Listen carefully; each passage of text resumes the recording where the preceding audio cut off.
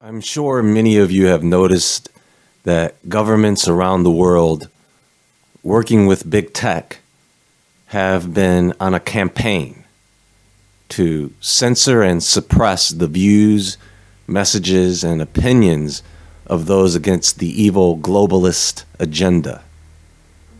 Mainly those who have a significant following and reach. We have all seen the voices of well-known activists against tyranny suppressed. We've seen them deplatformed time and time again. We have seen such people defamed, defunded, and discredited so that our controllers can continue to lie, hide the truth, and move along with their agenda, unfettered. Now, what if I told you that censoring and suppressing the published content of these people who want to expose the truth is not enough for them? That they actually want to hurt the people who follow them or listen to their messages. They want to damage the people who tune into their content. Now, what if I told you that there is technology that exists that knows through artificial intelligence what type of content you are watching, whether that is on a smartphone or a mobile device or TV monitor.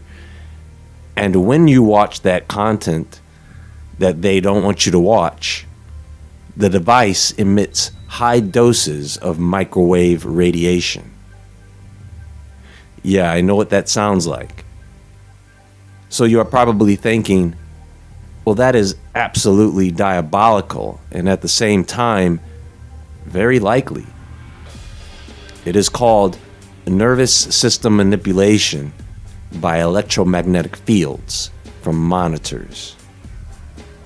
It is an old technology that is very real, and it may be coming to a monitor near you.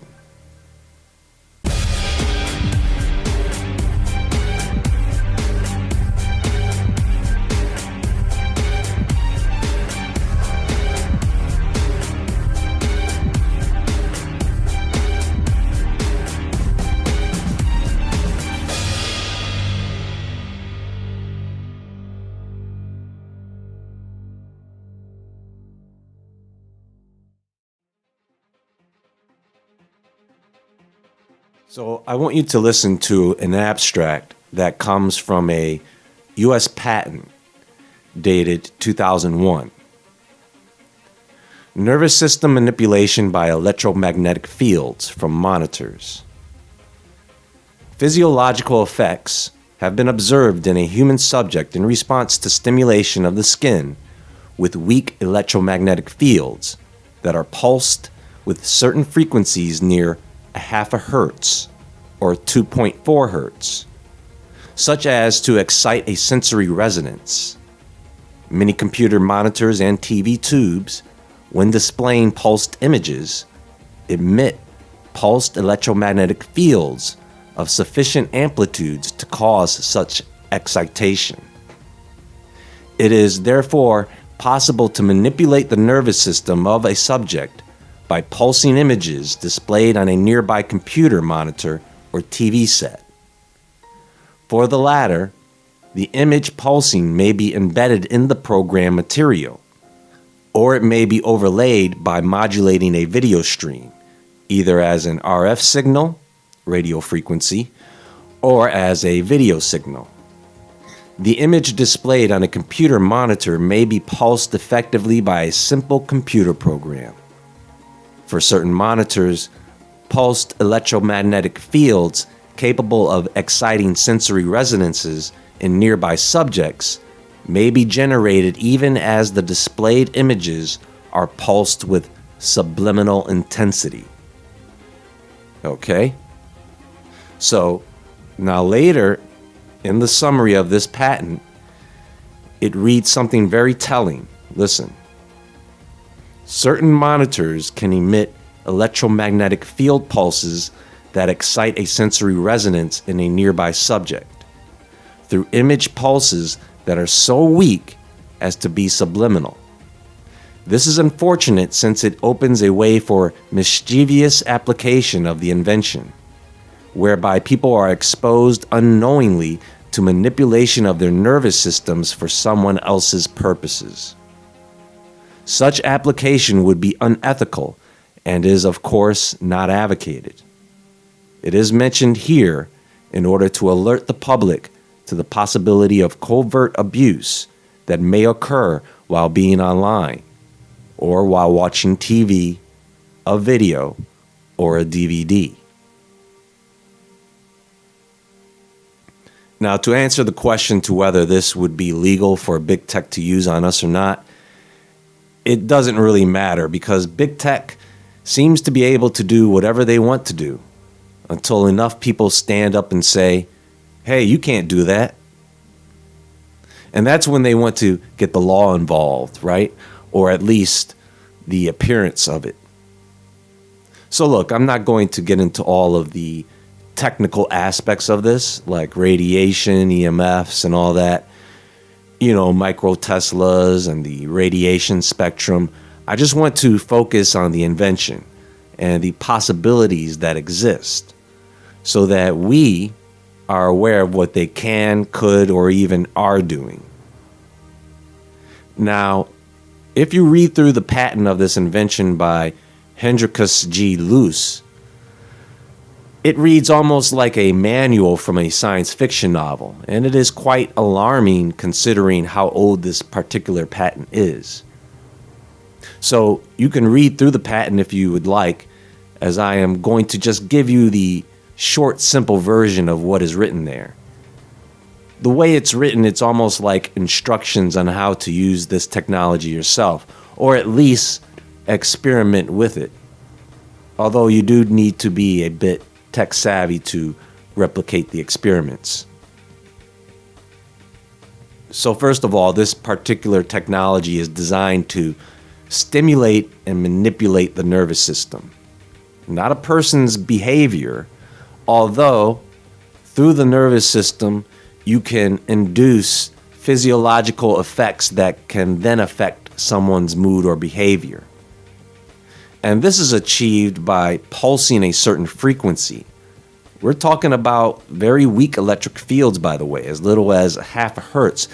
Typically, this is done in the sensory resonance frequency range, which is anywhere from half a hertz to 15 hertz. 2.4 hertz seems to be the magic number. With this, you can trigger such side effects according to the patent as ptosis of the eyelids, which is like a droopy eyelid or fluttery eyelid. Sometimes you can get a mild case of that if you haven't gotten enough sleep. It can induce relaxation, drowsiness, the feeling of pressure at a certain spot on the lower edge of the brow, seeing moving patterns of dark purple or greenish yellow with the eyes closed, a tonic smile, a tense feeling in the stomach, sudden loose stool, and sexual excitement, depending on the precise frequency used and the skin area to which the field is applied. So, this type of stimulation can be done with pulsed electric fields, pulsed magnetic fields, small thermal pulses or heat pulses applied to the skin, and subliminal acoustic pulses. And see, all of those are covered or possible with really any monitor, mobile or portable device, or Fitbit-like device or watch that's wrapped around your wrist, right? For example, the way it works is, if you are using an image or video, you can pulse the intensity of the light that the image is emitting. It needs to be done by a computer program for the precision of timing. But if you can pulse the intensity of light, low to high, you can create a frequency pattern that affects the body. You can even record this image pulsing as an overlay on a live stream, or it can be pre-recorded into the video itself.